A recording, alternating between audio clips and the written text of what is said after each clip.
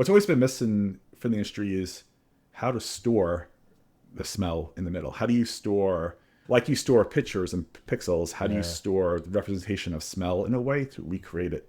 And what's really hard about smell is, unlike vision, which is three-dimensional, or 3 to 4-dimensional, but there's around 300 different receptors. That's so wild. The amount of dimensions you need to capture smell is probably in the order of hundreds, which means you really need modern AI and the ability to do embeddings and data to represent it in that way. Welcome to the Talking AI podcast, where we talk AI with both experts in the field and early adopters. I'm your host, Matt Page, and we're here to demystify AI for you so you can get some value from it. Let's talk some AI. We've given AI sight, we've given it speech, but what happens when you give it smell? And that's the question at the heart of today's conversation, because for all the progress we've made teaching machines to see and speak and reason, they still have no chemical awareness of the world around them. And my guest today, Richard Whitcomb, is the CTO of Osmo, a company on a mission to change that. And they're building AI that can understand and even generate scent. It's wild. And he's also a former engineer at Twitter, Spotify, and NVIDIA. So this guy has some good pedigree behind him as well. And this is a seriously fascinating frontier in multimodal AI, where digital intelligence is meeting the physical world. And in this episode, we're going to dig into how Osmo is teaching machines to smell and what it means for the future of robotics, health, and everyday life. But welcome to Talking AI, Richard. Hey, it's great to be here today. Yeah, excited, really excited for this chat. But I got to start here. How did you get in the field of giving computers and machines a sense of smell? How did that even come about as a domain that you got into? Yeah, so it's a funny background. Alex, the CEO, he and I used to work together at Twitter on a research team there. He's the one, he went to Google, and that's where he started this foundational work on smell and how we digitize smell there as part of Google Brain at the time, which is now Google DeepMind. I went to Spotify, but after a few years at Spotify, I joined NVIDIA. And what I was working on at NVIDIA was self-driving cars was the primary project we were building the platform for. So at NVIDIA, I spent a lot of time working on all sorts of different sensors, like LiDARs, cameras, ultrasonic, radar, like all the multimodal sensors that you need to actually have a car navigate the world. But then I had dinner with Alex, and he was talking about his research. And he really got me thinking, why can't I put a sensor on the car that tells the car about the smells, or really like the chemical environment? Why can't the car figure out if there's like a gas leak, if there's some type of warning?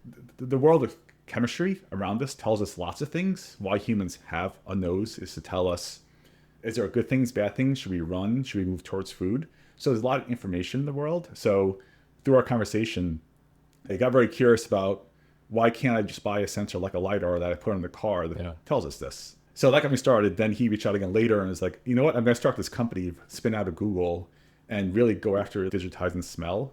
So that first conversation got me interested, and that was the hook that got me in, because I got more and more into reading and learning and figuring out what's the gap there, and why can't we do this yet? Why can't I just purchase a sensor, put it onto a car, into my house, into my phone possibly, that has this information to me? Because there's so much we can learn and computers and AI can do with if this was available to computers in a very holistic way. And we're going to get into some of the use cases. The use cases are wild. So I guess self-driving cars, NVIDIA, that wasn't ambitious enough. You had to go tackle the smell. But on that point, the multimodality has been such a huge component of a lot of the advancements in AI, where they're using one modality or modalities in conjunction as inputs, outputs, all of these different things. But why have we struggled with smell? Like, why has this not happened yet? Because I've always, as a kid, had imagine the TV would have like smell-o-vision, right? And you get to smell what's on the TV. But why has this one been so difficult? There's a few reasons for this. One, historically, if you think about audio, or you also think about vision too, between a video camera and also a monitor to display. Audio, of course, you have a microphone and also a speaker to do it too. So those have been around a long time, but also we've done the fundamental works a long time ago to figure out how to represent audio and also vision in computers. And how do we store it? Like RGB was actually a lot of early work. So I'll go back 100 years, we actually didn't know how to represent vision in a way. RGB being just green, red, blue, and the core kind of color. Yeah, in the primary, their space too. So there was work that had to be done to actually just understand what it means to store images. If there's anything with audio, we had to figure out how to store audio sounds too. Mm-hmm. So there was work. And then based on that work, you can start to figure out how to record, let's say sound or video, mm-hmm. and also how to replay it, but also how to store it in a way that you can redo it too. Yeah. So there was a bunch of work that happened there. Quick break in the pod. If you're listening to this podcast, chances are you've been thinking about how to actually use AI inside your business. And that's exactly why we built the AI Opportunity Finder. It's a free tool that helps you uncover high impact, tailored AI use cases based on your business, your goals, your pain points, and your industry. No fluff, no generic use cases, just real ideas that fit your business, and they're ranked by ROI potential. It takes about 3 minutes to run, and it's like having your own personal AI strategist for free. If you want to try it for free, check out the link in the show notes or go to hatchworks.com/AI-opportunity-finder. With smell and just chemical sensing in general, there actually are sensors who do a really good job of capturing this. They're not quite yet like a camera. They tend to have to be in labs. But these sensors have been around since the 1970s. Really? GCMS is the biggest sensor that is used in the industry to do this. A lot of forensics and different places actually have these sensors. And of course, we can make smells, which is mixing different ingredients together and chemicals together to create smells. That's the whole fragrance industry is the creation of smells. What's always been missing from the industry is how to store the smell in the middle. How do you store, like you store pictures and pixels, how do you store the representation of smell in a way to recreate it? And what's really hard about smell is, unlike vision, which is three-dimensional, or 3 to 4-dimensional, depending on how you think about it, how we smell is actually receptors in our nose. And there's actually, it varies a bit, we haven't really nailed down, but there's around 300 different receptors that map to it. That's so wild. The amount of dimensions you need to capture smell is probably in the order of hundreds, which means you really need modern AI and the ability to do embeddings and data to represent it in that way. Unlike back in the 60s and 50s, you can actually figure out how to represent video and images in a way. But smell, it did take modern AI and deep learning to really get to the point where you can embed and capture this in a meaningful way. Yeah, and so when you have 100, 300 different, then the combinations are just like mind-blowing in a sense, right? So that's where AI comes in. And so has it been that this, obviously, generative AI coming onto the scene has unlocked so many things?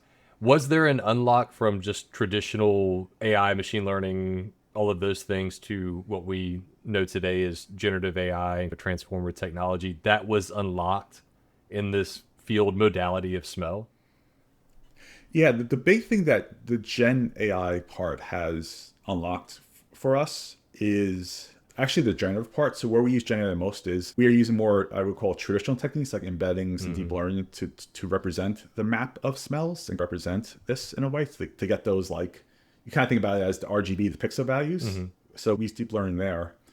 What we can do now, though, is on the fragrance side, one of the core industries we're kind of competing in is the fragrance industry to create new fragrances. You can think about these as like perfumes, but also beyond that, like the smells that are in the candles you use every day, the shampoos, the hand soaps. They all have a fragrance and a company behind it that creates that smell. So we are using Gen AI techniques to go and create new fragrances and smells too. So like our customers could come in and say, they describe the scent that they want. Then we can use Gen AI techniques with these embeddings and its mappings to create a fragrance that best maps to what they want at the end of the day. So you're almost in that use case right there. And I want to dig deeper into this fragrance one. So the input is effectively text, essentially, and the output is smell, a fragrance that can be created, right? Yep. You think about it, it's a recipe. A recipe, yeah. Yeah. So like, again, like the speaker is the volume. So like the recipe can go to a big robot that mixes ingredients together that creates the fragrance that you then hand off to the client and they smell it. And then we can actually manufacture large amounts of it and they can go put it into their products, which is what the fragrance industry does. So do you see, there's so many crazy products coming out, like Suno for the music side of things, where any user can go and generate their own music. Do you see a future where any individual could create their own custom fragrance? Is that like a whole additional market where you can create your own fragrance and then obviously, the machines and robots go and build it and it gets delivered to you? Yeah, that's exactly what we're building right now. So we're Wow. building a new product called Osmo Studio Yeah. that's in a closed beta right now that allows exactly for this. So you can go into Osmo Studio and describe the scent that you want. You can also upload images. You can describe like Oh, that's different cool. notes or maybe different Yeah. time of day or different longevity. And then from there, we send you out a sample kit of 3 possible formulas or recipes that match your description. Then you could pick one of those, then work with us and actually scale up and get a whole bunch of them. Like you can actually order 10 to 100 fragrances that you then can keep for yourself, give to your friends, or in the future sell on an Etsy store or through a website too. So we really want to democratize the idea of I want to create a scent. There's something I want in the world, and I want to either create for myself, share it with my friends, or even start a business on top of it too, and make that much more accessible. Everything I'm saying right here is possible today, but you really have to spend a lot of money to get personalized time with a perfumer Totally. who Yeah. then will listen to you walk through it. And so if you have $100,000, this is all possible, and you can get like 100 kilograms of oil created for you in Yeah, a big yeah. barrel is how it works today. But we're trying to make it much more accessible so you can actually create custom scents for different purposes and get it ordered. Then also move beyond that. So like right now we're focused on fine fragrances and things like body sprays and hairsprays, but in the future going into things like candles and shampoos and laundries and kind Oh of yeah. wherever you want to create a scent, we can do it for you too. And that's one of the goals. The candle side, my wife would sign up for that tomorrow. She started making candles at home, but having that element yeah. of, okay, here's my scent that I created too, that I'm going to put into the candle is just wild. But and probably not off the wall for you, people have different tastes in terms of smell. Like this may smell good to me and it may smell bad to you, or I may like this scent. Is there like a chemical reason for that? Or is it truly just people have different tastes? Is there like something you can get to atomically, digitally that kind of dictates that? Yeah, there's actually many layers to it, and to say I'll try to stay a little high level. But so one side of it, one thing that has been confirmed in kind of the old-fashioned neuroscience community is if you do train panels of people, especially with very different backgrounds across the world, if you train them to references, so if you teach them that this smells like cherry, Yeah. they will consistently tell you that this thing smells like cherry. So you can actually get as close as possible to like ground truth objective labels on top of data. That being said, though, people are colorblind. There's also different changes in the receptors in the nose wow. where you Yeah. can't smell certain things. The cilantro is a famous one for this, where like it tastes soapy to people, which is a smell. Yeah. Oh, that's So, wild. Yeah. so some personal preferences may come down to your receptors are slightly different than someone else's. So you may like a smell where someone else does not like the smell.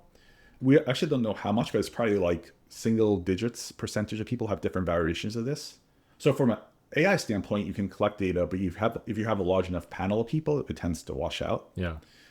What is definitely true though is cultures have very different expectations of smell. So That's interesting. a very concrete example is cinnamon in Middle East Yeah. smells clean. In the US, it's citrus. Yeah. So if you put cinnamon in a soap in the US, it would smell like Christmas to the people in the US, but it would smell clean in the Middle East. So what you like and what's pleasant actually varies immensely across cultures. So there's the nature element as well that Yep. plays into it. Oh, that's wild. So the fragrance use case is like a really interesting one from like a commercial standpoint. Like I instantly understand the value and the use case. But like y'all have done some wild things. One with mosquito repellent, which is not something that would initially trigger in my mind as like a use case. But give us that one for example. Yeah, so one of the things we do here is maybe one step higher is it's actually very interesting to think through what is smell. Yeah, yeah. So what does it mean to smell things? When you smell things, it really is chemicals, like very little molecules float in the air that go into your nose that you smell. Yeah. A thing has to go into your nose, bind to a receptor, and that's what produces the smell at the end of the day.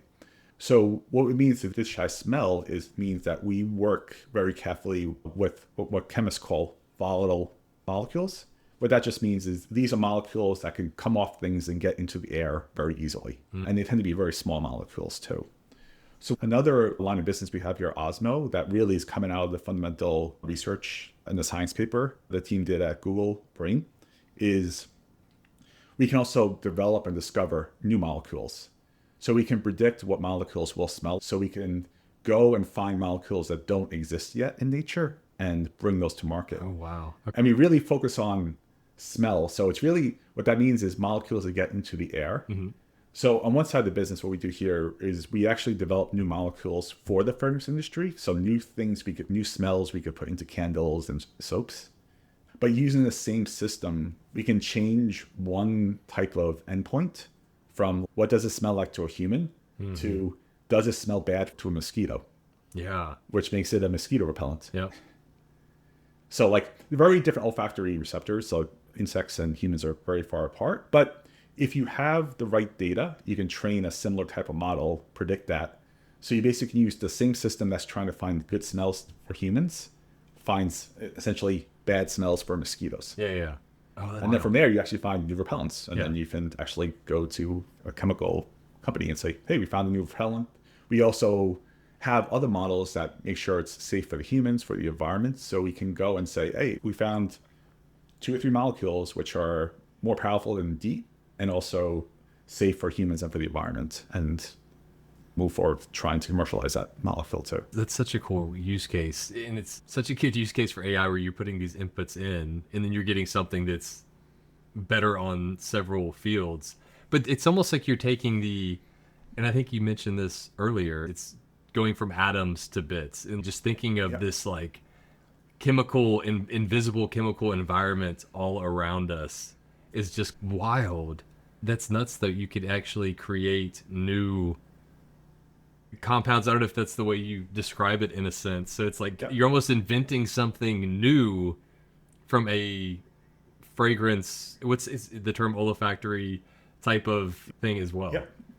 Olfaction. Yeah. It's interesting when you think about it. A lot of things like, because it's funny with working at Osmo because like smell feels so almost like magical when you say smell. It's just something that humans do too. But it's really exactly what you said. It's like what we really focus on is going from atoms to bits, which is the digitized smell part, then bits to atoms, which is the creation part, right? So that's what a microphone and a speaker does, right? It goes from essentially waves to totally. Yeah. digitize it, then recreates the waves again. So we're doing the same thing, but in chemicals as opposed to sound waves. Yeah. Okay. So the next use case that I think is just wild is you can use scent to detect counterfeit items, which is just completely wild. And this is a huge, I would assume, opportunity because counterfeits are widespread across all kinds of industries. Like, how does that work where you can smell something and then say, oh yeah, that's fake? Yeah, so think about it too. It's actually in those cases, so we have done this before. If you have counterfeit items, let's call it a shoe or handbag or wherever it is, like I can smell the difference. If I handed you to 2 things, you can actually smell the difference. But you'd have to have both of them together for comparison and then know, okay, this is the real thing, right? Yeah. Yeah. And what it comes down to is what I said earlier is it's going from atoms to bits. There are the sensors in the lab that can do this, but we also are developing really on top of technology that's been around since the 1970s, like building AI models on top of existing sensors to do this. And so we're able to do it much faster in a factory setting too. And how this works is kind of what I said before, when you have some material or whatever it is, smell is just very little volatile chemicals or compounds coming off of that and getting into the air.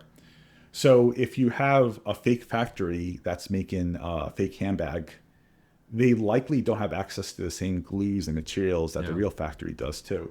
So when you put the fake, a lot of it's actually the adhesives and glues. So when you put the adhesives in the fake product, the compounds and chemicals that make up that adhesive release different volatile chemicals into the world.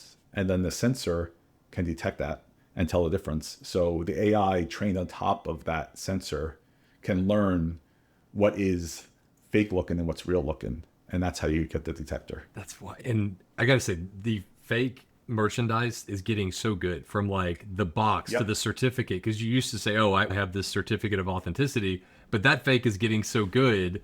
And I'm assuming the large brands like the handbags and things like that's eating into their business when the fake is just as good as the real thing. But I could see this being I almost see there's some type of device or something, or maybe it's in your phone where you can say, okay, push a button and then, oh, that's fake, or oh, that's real. And then that Yeah. is I could see that being insanely valuable to those businesses. But like to that point, that doesn't exist today. Where do you see this going? I almost feel like there's platform play in a sense, or something along those lines, to where this can be leveraged in a composable, multimodal way in a sense, right?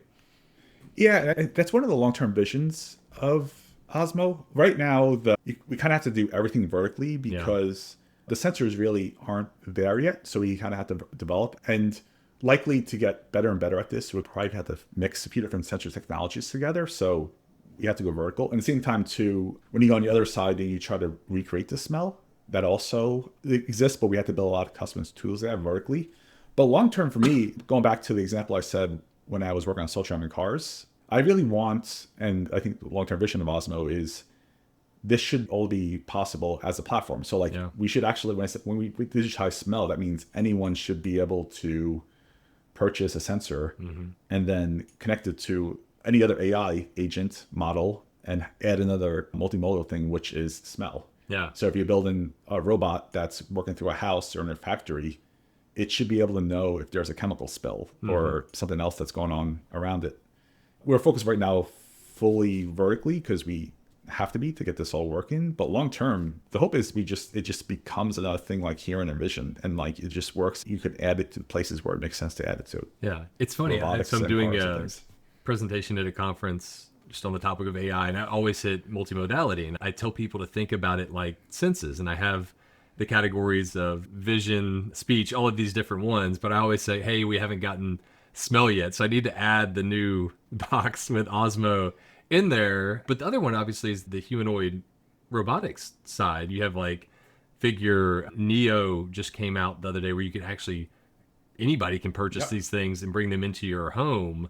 So that's the like obvious use case there, is that sensor gets embedded into these robots, and then the use cases are wild, from hey, the house smells bad, let me go spray some Febreze, Yep. to oh, there's a gas leak that humans can't detect but I can, now you need to get out of the house, right?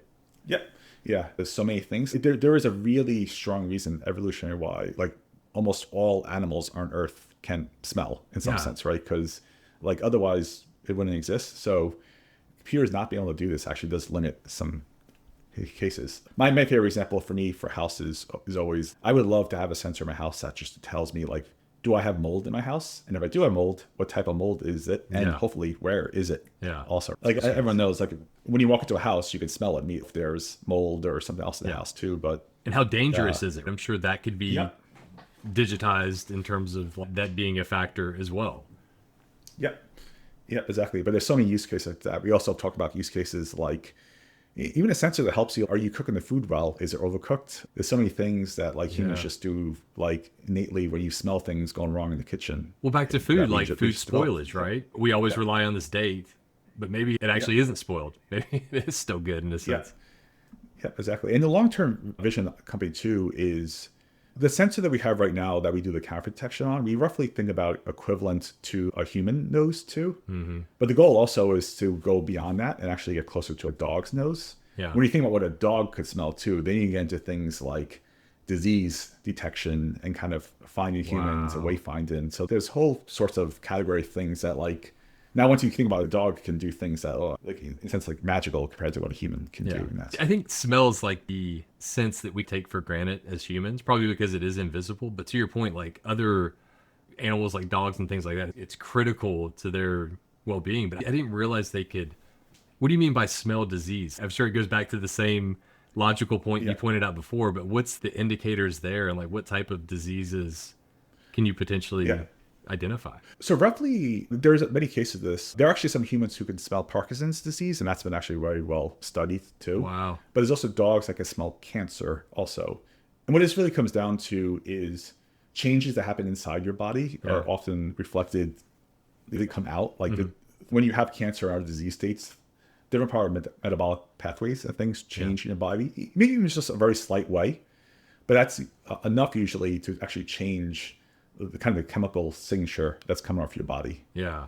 So That's insane. there's many cases of dogs being able to train to detect this too. Yeah. But again, the dogs aren't doing anything in a sense like supernatural. There are changes in some chemical that's coming off of the human body that the dog can recognize, that there's no real reason at its limit that a sensor couldn't do the same thing. Yeah. It's essentially, we don't know what we don't know. Like, I don't know that smell indicates cancer or Parkinson's or whatever it is, Yes. essentially. And this is enabling that in a sense. But that is wild. So now you got the humanoid robot that can spray Febreze, identify mold, and say, hey, by the way, I think you may have cancer.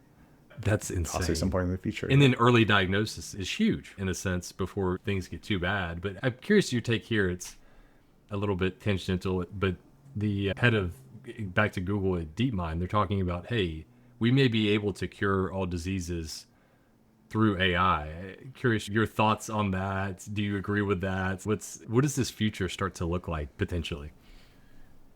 So the real hard part, and there's a lot of companies starting to focus on this too, is AI. It's always been this case too, is software can move very fast. Maybe a concrete example for Osmos like this is, so we are able to screen billions of compounds in a computer in a few seconds to look for different repellents and kind of like maybe new smells, like maybe a new woody smell that we want to find. But really, at the end of the day, that gives us like a list of things to look at more carefully. Yeah. The real expensive, slow part is, okay, now we actually have to make this like digital version of it a reality. So in our case, we actually have to have a chemistry team, either internally or externally, go and synthesize that molecule so we can finally smell it and test it. So robotics is like really focusing on this too. Moving from like the bits to the atoms move so much slower than the bits. So when you think about curing diseases and really allowing AI to try experiments and try things, how it interacts with the world is very important, because many things you kind of have to create in the world and test and see how it does in humans and things. So maybe eventually, as we get better at this, we'll have full simulation in software and AI. So like you no longer have to do synthesize things in terms of chemistry. That's a great point, because it's just known. But I think we're very far from that. Like chemical prediction, if a synthesis pass will work, can actually make this thing that I found is actually very difficult still at this point. And it gets much, much more complex when you get into like clinical testing. So will this be safe and effective in humans? There's still, the human body is complex, right? So there's lots of steps there too. A lot of the focus on it will be, I believe now or even very soon, AI will be very good at presenting possible drugs or therapeutics or like small molecules to try for help. But how you actually test it and get it through the FDA and approval is a big unknown. How do you do the atom part of it? Yeah. It's a challenge. Yeah, it's interesting. You mentioned the synthetic data element, like back to the NVIDIA stuff. I've heard of them kind of having these synthetic, just not real environments where they're helping train robotics, in a sense, living in the world. And you had the same thing with Google kind of creating these real world simulations, which are neat when you think about the future of gaming, but it's also additional training data in a sense. But I'm curious, what you've built at Osmo, is there an actual model like we think traditionally, like a large language model that you are developing, or where does that come into play? Or is that not necessarily needed yet, I guess, in terms of how you're thinking about things? There are some larger models. We actually do fine-tune some of the large foundational models too on our data, just because a lot of the data we use isn't publicly available really anywhere. So we actually had to create ourselves. So we do fine-tune. A lot of the generative models I was talking about earlier has to do with fine-tuning the foundation models. But a lot of it is leveraging more traditional deep learning models too in different aspects too, and putting them together. And to be honest, I think a lot of it will be, actually, listen, Ajay Kwakli talked about this recently on a podcast, is... It's the Dormesh podcast he did. Yeah, exactly. Yeah. I like this idea of you have large Gen AI LLM, which actually, and maybe possibly through agents, they're actually using these more finely tuned models as almost like mini agents and making decisions on top of it too. So that feels like the world we're moving towards, where it's like, hey, LLM, go find me a molecule that does XYZ. Yeah. then can use all these other different tools and techniques and things to actually do the research. And then hopefully, to the point I mentioned before, like atoms, like then if, I mean, I think this is far off, but then if you can actually do the chemistry in a lab to actually try it, then you automated large portions of this scientific process. I don't think we're very close to doing that, but you can imagine stepping stones to That's kind where of it could get potentially there. go. One more off the wall question for you. Is there a reason why our noses look the way they do, or a dog's nose looks like this, and within insects it may be different as well? Is there any logical, I'm sure there is, but what's the reasoning behind how it looks and functions and all of this? Yeah, I have to be careful because my background is not in biology, so Yeah. there's much better people at Osmo to answer that question than me. But really, it is, like I said before, the point of the nose is to actually capture physical, like molecules floating in the air. Yeah. So it's trying to make it as easy as Input, possible right? yeah, exactly. It's really trying to get air from outside into your nose so that it then can essentially get to the receptor and then get to your brain. Well, you to think tell about it, what's like pretty there's smart. no, we don't need to breathe through our nose. We can breathe through our mouth fine, but I guess the function of breathing through your nose is intaking air, which is also intaking the chemicals in the air. So therefore it has also a nice backup if Yeah. so. And to be honest, we talk a lot of smell too, but 70-ish%, I don't want to exactly quote the number there, but maybe around 70% of taste is smell. So it's actually, when you taste things, it's going like when you chew, and Yeah. it's actually like, again, going back to the idea of volatile compounds, little chemicals are floating off the food as you chew, and it's going up into your nose. So taste is a large part of smell too. That's why in the industry, most of the companies that make fragrances are called F&F, so flavor and fragrance houses, because they do both flavors and fragrances, because many things actually translate between the two because it's two very closely related senses. So is taste another modality? Is that like in your spectrum of things you look at? Is that a way to look at it as another modality that could potentially be solved from atoms to bits? I think eventually there is some things that make taste special Yeah. that we aren't focusing on right now, but there is a lot of overlap too. So we think about this often. What's tricky about taste that we don't look at, just to kind of mention, because it's interesting to bring another modality into this too, especially for AI, the act of cooking and chewing and doing these things actually changes, especially cooking, as you can imagine, changes the Totally, chemical yeah. makeup The chemistry of a lot of of it, it. So yeah, exactly. So trying to predict there is actually much more challenging in certain ways. But it's like a closely related sibling to what we were doing in smell and fragrances too. So we think about it a lot, but it's not a focus of the company right now. No, that's interesting. This has been one of my favorite episodes because it's like something that we have not discussed at all on the podcast, but it's so applicable in this like world. But what excites you the most in the next, maybe call it 5 years? I feel like 10 years is just too far for anybody to comprehend nowadays. But what excites you the most of like where all of this is going, either applicable to Osmo or just in general? What excites me the most is I do see a path in 5 years to really have a working sensor that could go out into the world that works as well as a human's nose. Yeah. So right now it's a bit bulky. So the one we are looking at right now is the size of a shoebox, maybe two shoeboxes together too. So it works our factory. So not in the iPhone yet. Yeah, not an iPhone yet. But there is a path here that's logical where maybe not integrating iPhone, but like a matchbox size sensor can actually do this well, especially if as AI and deep learning gets better and better. Totally. There's a path here that's possible too. And on the other side, right now to recreate smells, you need a giant robot in a factory that can mix like 400 things together. There's another path too where, going back to the analogy of a speaker, you can shrink down a device to, let's call it maybe 10 or 20 different mixtures together that can recreate smells also.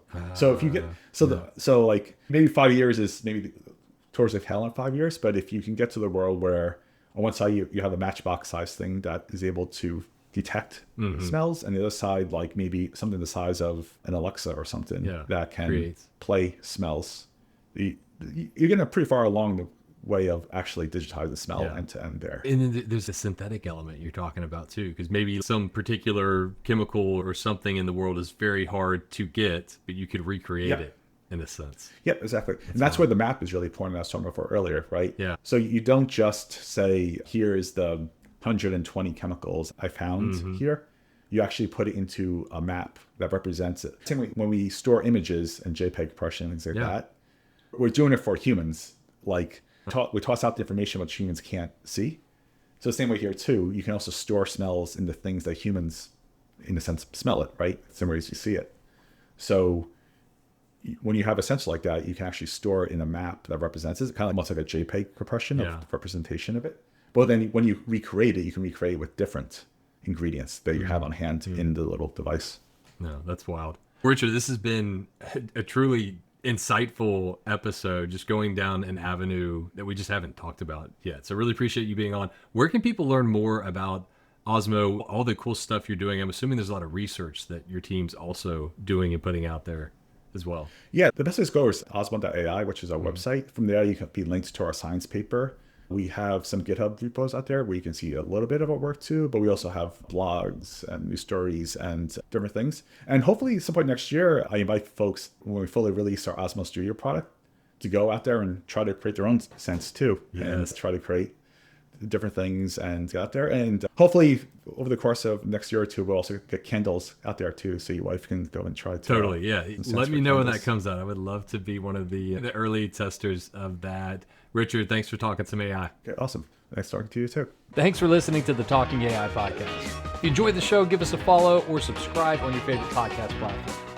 And don't forget to leave us a review. We love those. For more info on Talking AI, visit talkingaipodcast.com.